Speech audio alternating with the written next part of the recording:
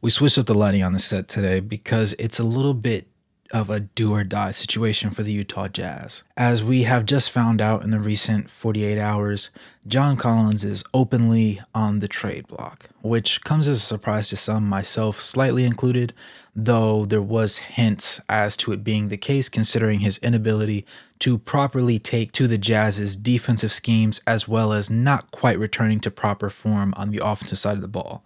Now, in his peak season, he averaged 21 points and 10 rebounds, and more recently, he dealt with a hand issue that led to his shooting splits decreasing dramatically. That being said, he has performed significantly better overall from a shooting standpoint and seems to be back on track as far as that part of his game is concerned.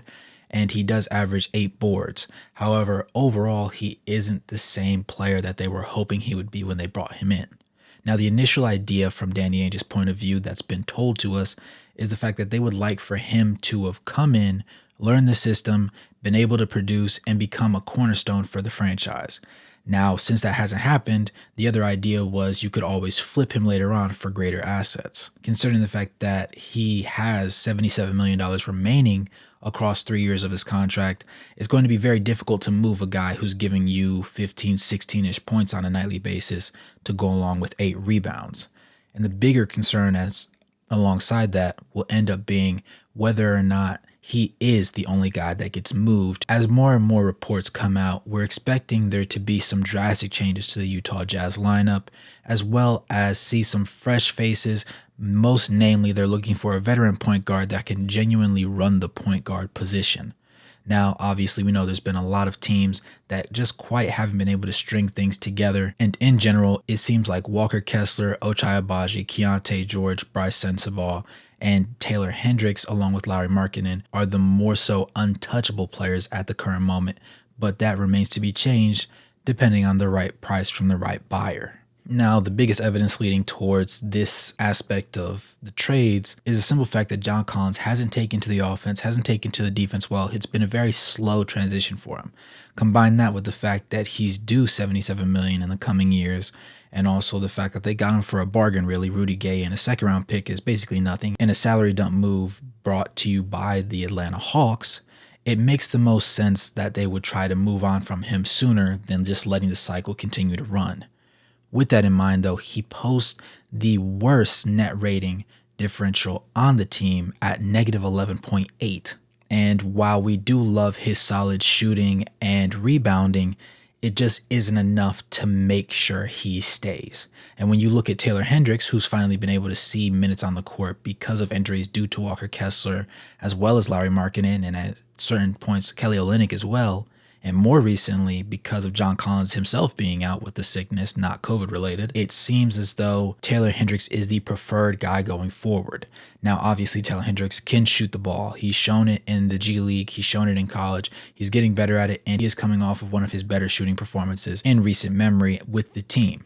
That being said, defensively, he's a significantly better plus defender than John Collins is. And while they both aren't known for their playmaking, you need defense on this Utah Jazz team more than anything, and being able to plug in a power forward that can run a little bit of the 5, run a little bit of the 3, and is working on his face-up game, it stands to reason that Taylor Hendricks is going to be the more ideal candidate when you compare pound for pound, bucket for bucket, skill set for skill set alongside John Collins. Because again, John Collins can shoot the ball very well, and in theory, he should be a solid defender, though it hasn't shown the way that the Utah Jazz genuinely wanted to see from him.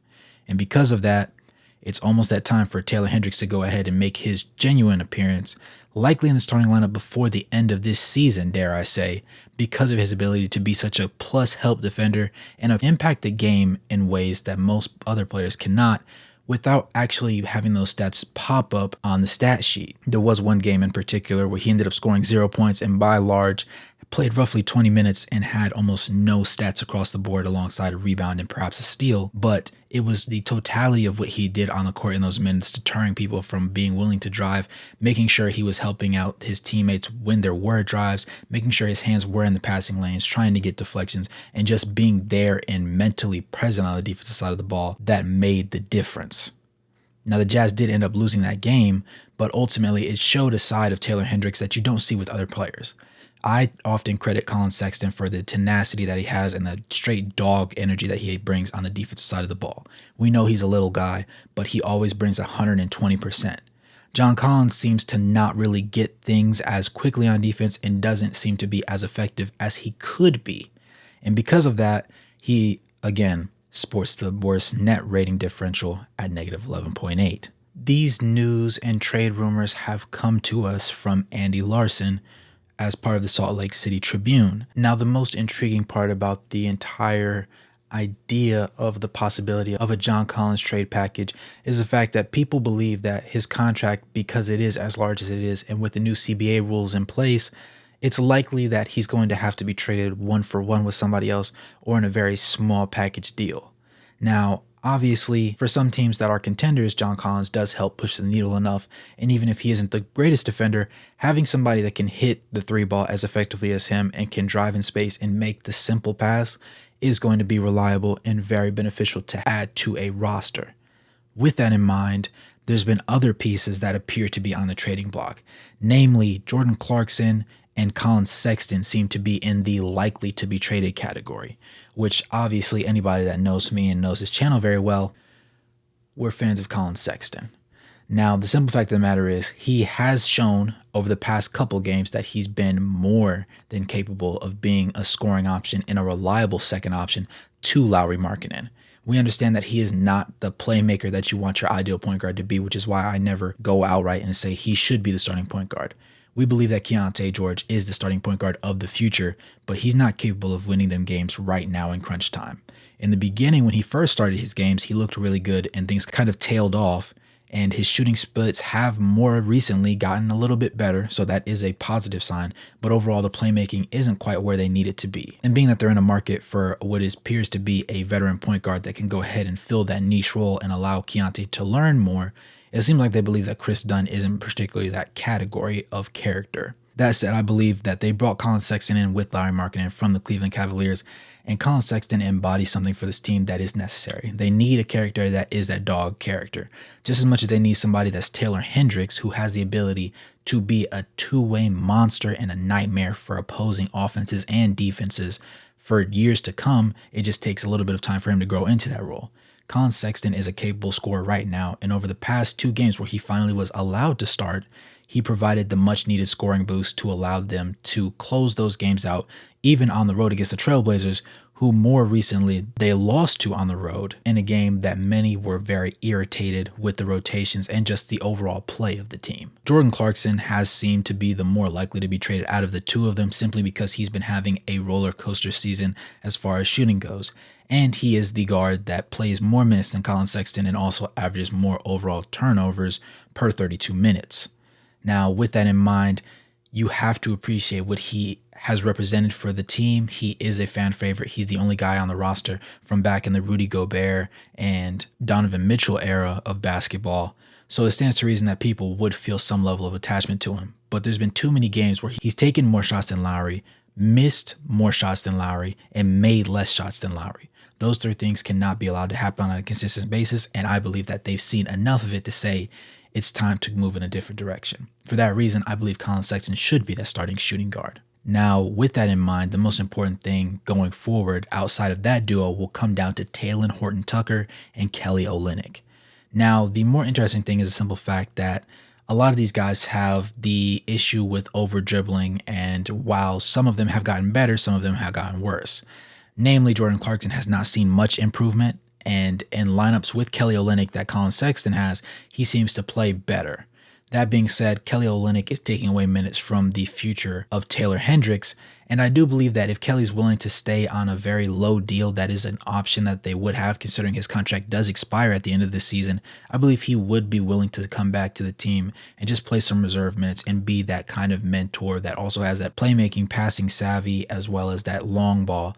But he also commands a certain level of value in the trade market as well, simply because he can do those things, and teams, especially contenders specifically, are looking for that within bigs that they go after. Now, the biggest thing with Talen Horton-Tucker was he had an 8-game stint at the start of the season where he started at point guard and he just couldn't get things down the way that he mentally needed to in order to be the most productive version of himself. With that in mind, it makes the most sense that he deserves the opportunity to possibly benefit another team and showcase more of his skill set with them, because it just didn't quite mesh as well with the Utah Jazz and the way they operate on offense and on defense as much as we would have liked it to in a dream case scenario. With that in mind, though, THT has played significantly better, and in the start that he took after Keontae George went down with his foot injury in the previous game, he played pretty well. Now, he did end up going 0 of 6 from the three-point line, but overall, he played solid and was not extremely turnover prone. Now, while they enjoy having Colin Sexton, they love the level of intensity that he brings, the biggest issue is the fact that they want to go in a direction that allows them to have long-term backcourt natural playmakers that also have better defensive size, which Colin Sexton simply does not have. And if they believe that in their hearts and minds, he, despite his intensity and his ability to be a better and consistent shot maker than Jordan Clarkson, isn't necessarily the answer at that shooting guard's position, I would understand, because they do have Ochai Agbaji, who has been a little bit on and off streaky, but I believe more often than not, he will end up being a reliable piece. Though he isn't particularly great at creating his own shot, when the table is set for him, he gets the job done. Real quick, make sure to like the video, subscribe, and turn on post notifications if you like the Utah Jazz, because there's going to be more content to show. We're on the road to 1K. Help us get there faster by joining the family. That said, they're looking for a delicate situation that allows them to bring in a veteran point guard that is going to be completely reliable, but they're not willing to break the bank in order to do it. If the price is right, they're willing to go ahead and make that move, but the way things are looking right now, they're not looking for that splash, win now type move. They're more willing to go ahead and take something that's going to be a little bit long term in the maturity department. That said, Zach LaVine doesn't seem to be on their radar unless they're selling him in Chicago for a bargain, which is completely understandable because it seems as though the Bulls seem to play just as fine, if not better, when he's not on the court. As previously stated, Lauri Markkanen, Keontae George, Taylor Hendricks, Walker Kessler, and Ochai Agbaji seem to be the mainstays that they do not want to give up. And though Taylor Hendricks did have to take the G League route because he was suffering injuries alongside Bryce Sensabaugh and didn't get to play in the Summer League, the Jazz genuinely see something in him, so much so that there was a very lucrative trade offered in exchange for him during the summer, and they actually turned it down because they felt more comfortable with what they could get out of him on their particular team. Now, to put things overall into perspective, the Utah Jazz are actually 12th in the West at the moment. They're currently 1.5 games back behind the Warriors and actually 4.5 games back from the Suns to get a 10th seed for the play-in games. However, that being said, their leading points per game scorer is naturally Lauri Markkanen at 23.7, and then Keontae George with 5 assists. And currently, this is how the team statistics work out for them. Looking at things from their positives, they're hitting the 21st most field goal attempts in the league wide, from 40.9 out of their 90.9 attempts. Now, as far as field goal attempts go, they're 5th in the league with that 90.9. Field goal percentage, they're 27th overall at 45%. For three-pointers, they're making 13.2 out of 37.8, which puts them at 10th in three-point field goals made and 8th in three-point field goals attempted. They're now 22nd overall in three-point percentage as far as it goes league-wide because they shoot 35%. With that in mind, that is also partially due to Lauri Markkanen being out and him being the main shooter of three-pointers that has the most legitimate shot of making them. They're 18th in free throws made and 24th in free throws attempted, with them going 17 of 21 at the line. 81% rank 6th overall in free throw percentage. They rank 1st in offensive rebounds with 13.8 and 16th in defensive rebounds with 32.9. Rebounds total-wise, they are 3rd with 46.7 on a nightly basis, and they are 9th overall with assists averaging 26.6. Steals, they rank 25th with 6.7.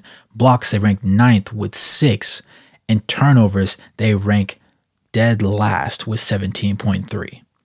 Their more recent couple games have seemed a little bit less sloppy against the New York Knicks and the Portland Trail Blazers, but it still left much to be desired. They are allowing their opponents to hit 44.4 field goals a night out of 91.7, which both rank 26th in the league. Field goal percentage, they're allowing 48.4% shooting from the field, which ranks 21st. From 3 points made and 3 points attempted, they're allowing 13.9 makes on 37.6 attempts, which ranks 27th and 25th overall, respectively. From 3-point percentage, they rank 17th in the league, allowing 37% from beyond the arc. From the free throw line, they're allowing 17.2 makes out of 22.2 attempts, which is actually surprisingly good as they are put in the 8th and 10th categories respectively, while also being 7th in free throw percentage made at 77.2%. Offensive rebound wise, they'll give up 11.2, which is good for 19th in the league. Defensive rebound wise, they're good for giving up 31.5, which ranks 6th in the league. Total rebounds, they give up 42.6, which ranks 7th in the league. Assist-wise, they do give up 27.9, which is 27th defensively. Steal-wise, they give up 9.4, which is last in the league, naturally because of their high mark of turnovers, which means that there's going to be a lot of live ball turnovers. Then they also give up 6.4 blocks, which is 28th in the league, and 12.7 turnovers, which is 24th in the league. Looking at it from a total metric standpoint, as far as field goals made and attempted are concerned, they rank 29th in field goals made, 23rd in field goals attempted, and 27th in field goal percentage. They rank 17th in three-pointers made and 13th in three-pointers attempted, while being 25th overall in three-point percentage. As far as free throws go, free throws made, they're 16th, free throws attempted, they're 17th, and free throw percentage, they're 6th. Offensive rebounds, they are 2nd, defensive rebounds, they are 12th, and rebounds total, they are 3rd. Assist-wise, they are 21st. Steal-wise, they are last in the league at 30th. Block-wise, they are 18th in the league. And turnover-wise, they are dead last in the league at 30th.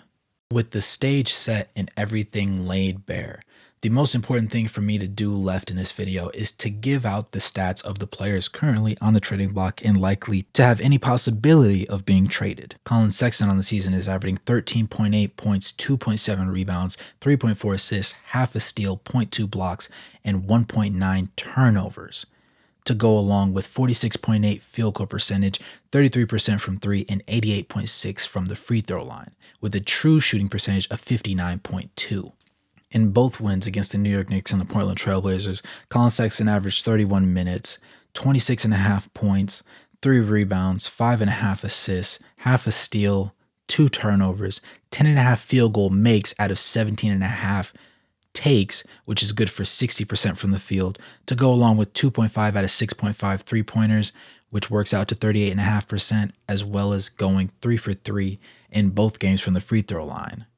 He has an overall box plus minus of +8, which works out to 4 each game, with his positive game being against the Portland Trail Blazers, where he was +17, and against the Knicks, him being only -9.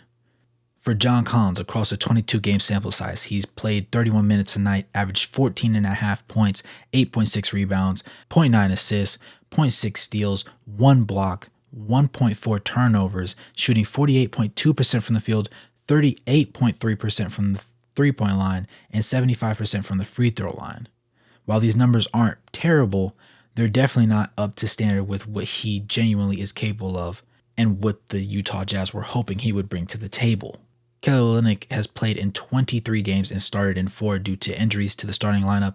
He's averaged 21.4 minutes per game, scoring 7.4 points, having 5.9 rebounds, 4 assists, 0.7 steals, 0.2 blocks, 1.8 turnovers, and shooting 53.2% from the field, 42.9% from the three-point line, and 89.7% from the free throw line. Taylor Horton-Tucker has played in 25 games and has started in 9 of them. He's averaging 22.2 minutes per game, scoring 10.4 points, having 2.7 rebounds, 4.2 assists, 1 steal, 0.4 blocks, 1.9 turnovers, shooting 40% from the field, 30.9% from 3, and 81% from the free throw line. Jordan Clarkson, who arguably is the most obviously tradable piece on the roster right now, simply because he is supposed to be a microwave scorer and just simply hasn't been that, alongside the poor expectations that John Collins has been presenting.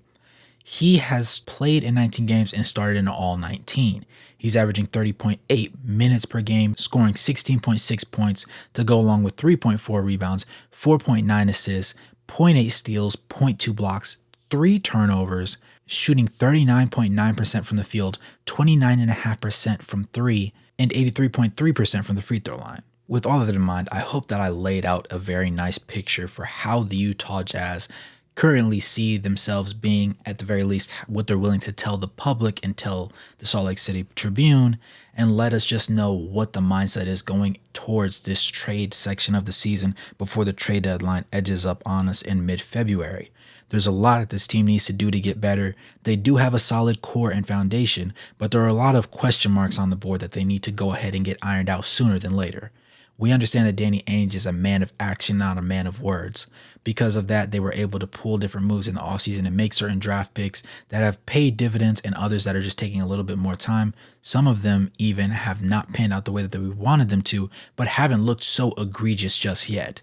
But being able to spot those flaws early enough on in the season, even in a rebuild, allows you to make corrective actions that will ultimately change the trajectory of your franchise for years to come. With that being said, you guys let me know what you think in the comments below. Let me know who you think should be on the trade block. Let me know who you think they should retain. Let me know if you believe that John Collins deserves a little bit more time to take to the offense and defensive principles. With that being said, as always, it's your boy Ray Thoops. Thanks for tuning in this video. Make sure to like the video, subscribe, turn on those post notifications, become a member if you haven't already to get the videos faster than everybody else.